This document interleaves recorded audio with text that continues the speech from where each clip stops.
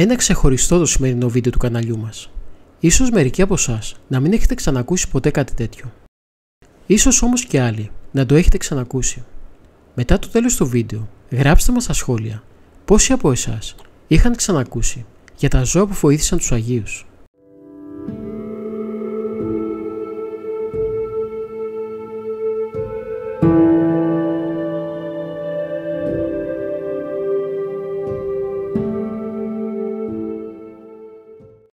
Ο τίτλος του σημερινού βίντεο είναι «Τα άγρια ζώα που έγιναν συμβοηθοί των Αγίων στην έρημο». Πολυάριθμες είναι οι περιπτώσεις των ζώων και ειδικά του λιονταριού, όπου έγιναν φίλοι και συμβοηθοί των Αγίων στην έρημο. Ο Άγιος Μακάριος ο Αιγύπτιος χαρίζει σύνεση στην Ιένα, της δείχνει το σωστό και ορθό δρόμο και εκείνη τον αποδέχεται. Συνθηκολογεί με τον Άγιο να ακολουθήσει ως εκείνος της προτρέπει. Παρόμοια περίπτωση επίσης έχουμε και με ένα βουβάλι, το οποίο ακολουθεί τον Άγιο, υπακούοντας το κέλευσμά του. Χαρακτηριστικές είναι στο βίο του Αγίου Θεοδόρου του Σικαιώτου, όπου ο Άγιος συχνά ημερεύει τα ζώα και συνεργάζεται με αυτά στην επίτευξη κάποιου έργου. Ο Όσιος Κόπριος ημερεύει δια της προσευχής μία άγρια αρκούδα και αργότερα τη χρησιμοποιεί στη διακονία του και συνεργάζεται μαζί της. Τα λιοντάρια συμβιώνουν στην έρημο, στα όρη και στις σπηλιές με τους Αγίους ασκητές. Το λιοντάρι, βγαίνοντας από την έρημο, γίνεται συμβοηθός στη συγκεκριμένη περίπτωση του Οσίου Ζωσιμά στην ταφή της Οσίας Μαρίας της Αιγυπτίας. Οι Άγιοι πολλές φορές όχι μόνο συμφιλιώνονται και συνεργάζονται με τα ζώα ίδια, αλλά και τις μεταξύ των ζώων διαμάχες συμφιλιώνουν και ειρηνεύουν, διώχνοντας κάθε πονηρό πνεύμα και πάθος.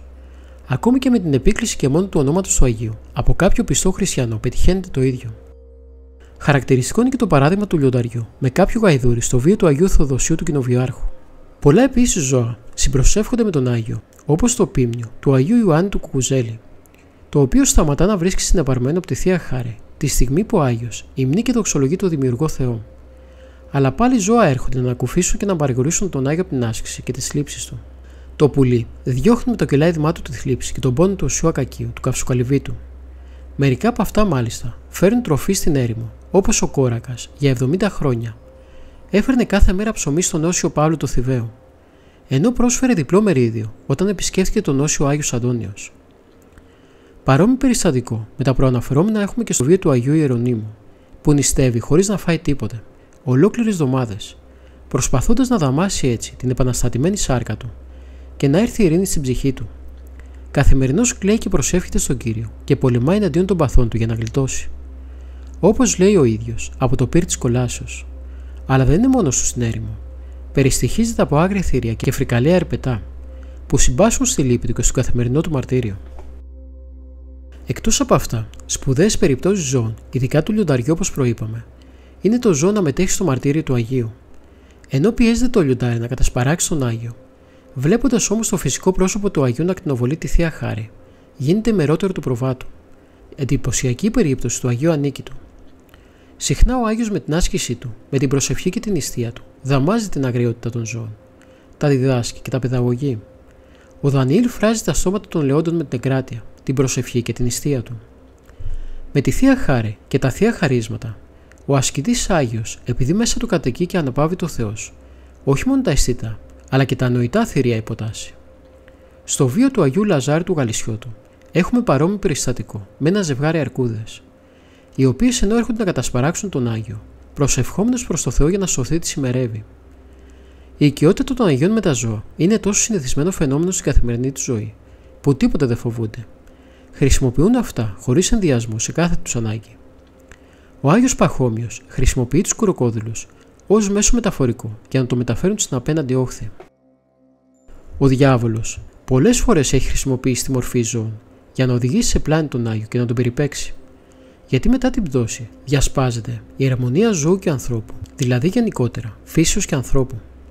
Έτσι τα ζώα και η φύση αντιδρούν στις θελήσεις και τις επιθυμίες του ανθρώπου.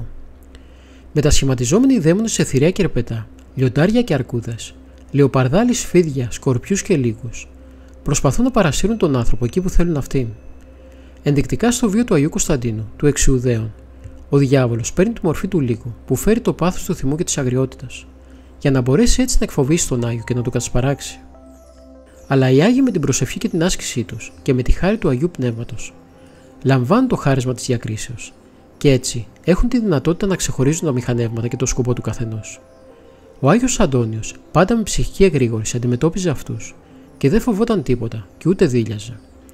Αλλά αντιθέτως τους δαίμονες τους έδιωχνε και τα άγρια θηρία τα ημέρευε και τα ειρήνευε. Βλέπουμε πως το Άγιο Πνεύμα χαριτώνει τους Αγίους με τη Θεία Χάρη, ώστε οι Άγιοι να οικειοποιούνται τη φύση. Τους διδάσκει την αγάπη για κάθε κτίσμα και η ψυχή συμπάσχει για κάθε ύπαρξη. Αγαπά και συμπονεί ακόμα και τους εχθρούς και τα δαιμόνια, γιατί εξέπεσαν από το αγαθό και την αρετή. Ενώ ο διάβολος προσπαθεί να βρει τεχνάσματα, να ξεγελάσει τον άνθρωπο και τον ασκητή, ο Άγιος εντείνει πνευματικά τις προσπάθειές του και διαρκώς γρηγορεί. Από το βιβλίο «Οι Άγιοι και το φυσικό περιβάλλον». Ένα άλλο μεγάλο παράδειγμα είναι η αρκούδα του Αγίου Σεραφείμ του Σάροφ.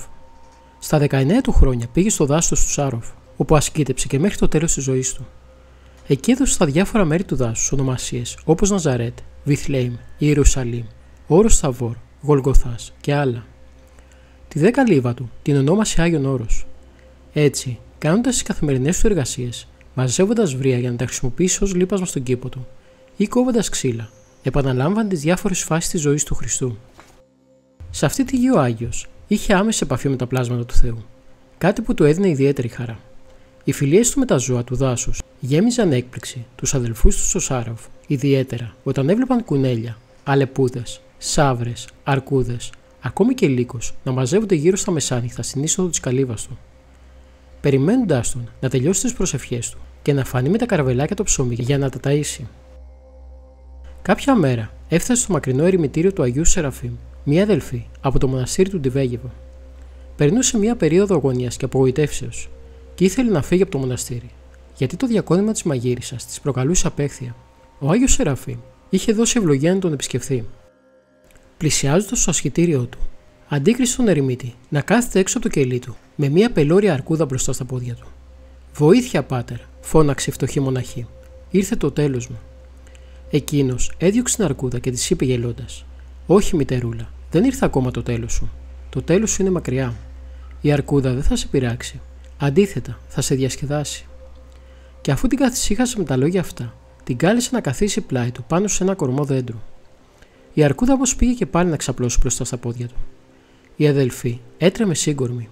Ο γέροντας ωστόσο έβγαζε κομματάκια ψωμιού από το σακούλι του και τάιζε την αρκούδα, τόσο ήρεμα, σαν να τάιζε κάποιο κατοικίδιο. Η μοναχή πήρε ξανά κουράγιο και όταν αισθάνθηκε τελείως ασφαλής, ο Άγιος Σεραφείμ της έδωσε το υπόλοιπο ψωμί και την προέτρεψε να το δώσει η ίδια στην αρκούδα. «Όχι, πάτερ, θα φάει και το χέρι μου μαζί», απάντησε εκείνη. «Πίστεψέ με, μητερούλα, δεν θα φάει το χέρι σου», είπε ο Άγιος χαμογελώντας. Η μοναχή πήρε το ψωμί και το έδωσε στο ζώο. Ήταν μάλιστα τόσο ευχαρίστηση που αισθανόταν, ώστε στεναχωρήθηκε πολύ όταν τέλειωσε το ψωμί. «Θυμάσαι, μητερούλα, πως ένα λιοντάρι υπηρετούσε τον Άγιο Ιεράσιμο στην έρημο?» Την ρώτησε τότε ο γέροντας. «Έτσι μια αρκούδα υπηρετεί το φτωχό Σεραφείμ. Βλέπεις, τα ζώα μας υπακούουν και εσύ χάνεις εύκολα το θάρρος σου. Γιατί? Κάνε υπομονή. Θα έχετε χαρές στο μοναστήρι. Επισκέπτες διάσημοι θα έρθουν, ζητώντας τα νέα του φτωχού Σεραφείμ.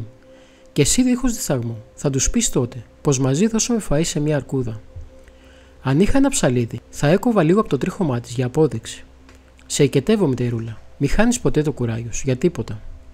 Αν οι αδελφές έβλεπαν την αρκούδα, θα πέθαναν από το φόβο τους, τους είπε η μοναχή. «Μα δεν πρόκειται ποτέ να τη δουν», τη βεβαίωσε ο Άγιος Σεραφείμ. «Αν τη σκότωνε κάποιος, θα λυπώνουν πολύ», είπε πάλι η μοναχή. «Κανείς δεν πρόκειται να τη σκοτώσει», απάντησε με σιγουριά ο Άγιος. «Εκτός από σένα, κανείς άλλος δεν θα τη δει».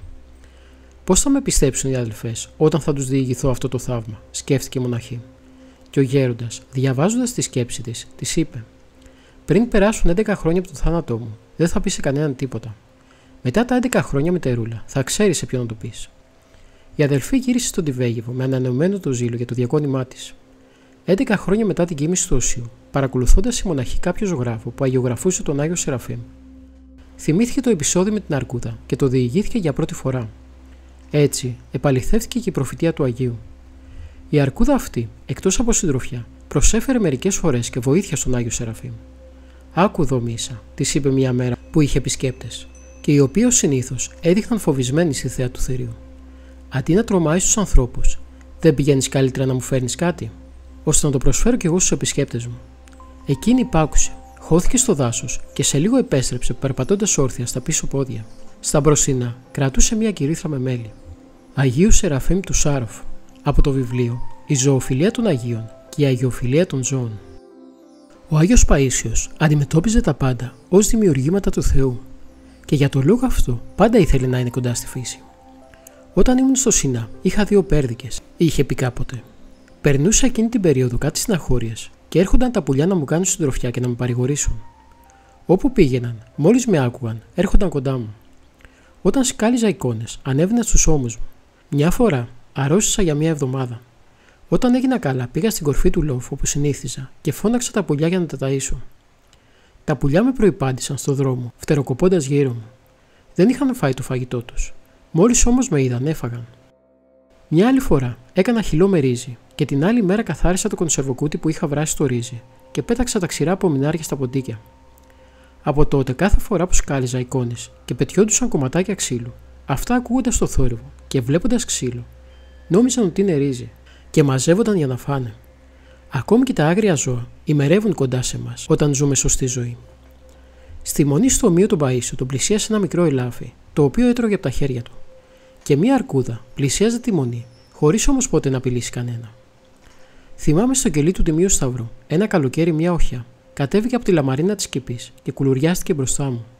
Σήκωνε το κεφάλι ψηλά, έβγαζε τη γλώσσα της και σφύριζε. Διψούσε και ζητούσε νερό.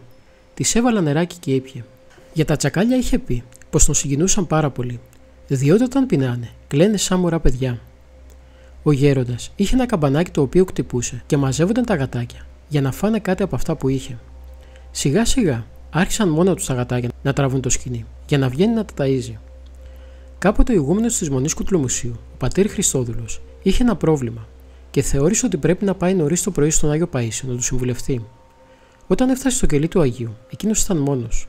Καθώς μιλούσαν όμως, έξω από το κελί του παρουσιάστηκε ένα ελάφι.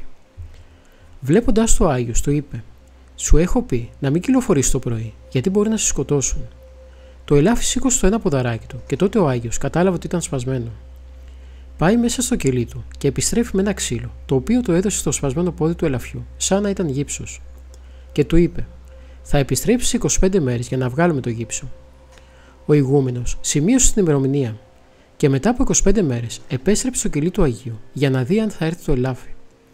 Δεν πέρασε αρκετή ώρα και το ελάφι εμφανίστηκε ξανά στην πόρτα του Αγίου Παΐσιου. Το πόδι του ελαφιού είχε γίνει καλά. Έτσι ο Άγιος Παΐσιος αφαίρεσε το γύψο και είπε πάλι στο ελάφι: «Πρόσεχε, μην κυκλοφορείς το πρωί γιατί κινδυνεύεις». Τα άγρια ζώα αντιμετωπίζονταν όπως ήταν φυσικό, ως πλάσματα του Θεού, τα οποία ήταν, κατά το γέροντα Παΐσιο, πολύ πιο κοντά σε αυτόν από τους ίδιους τους ανθρώπους. Τα άγρια ζώα είναι πολύ φιλότιμα. Συνάντησα περισσότερο φιλότιμο στα άγρια ζώα παρά σε πολλούς ανθρώπους. Καλύτερα να έχουμε φιλία με αυτά παρά με κοσμικούς ανθρώπους. Αν θέλεις αληθινό φίλο μετά το Θεό, πιάσε φιλία με τους Αγίους. Αλλιώς με τα άγρια ζώα. Όταν αγαπάς τα ζώα, αυτά το διαισθάνονται και σε βλέπουν διαφορετικά, σαν φίλο. Στον παράδεισο πριν την πτώση, τα ζώα ήταν φίλοι αγαπημένοι με τον άνθρωπο. Ο Αδάμ είχε χάρισμα και έβλεπε τις ανάγκες όλων των ζώων και τα βοηθούσε. Όλα τα ζώα ήταν ήρεμα, αλλά ακρίεψαν μετά την πτώση. Θαυμαστός ο Θεός εν της Αγίης αυτού.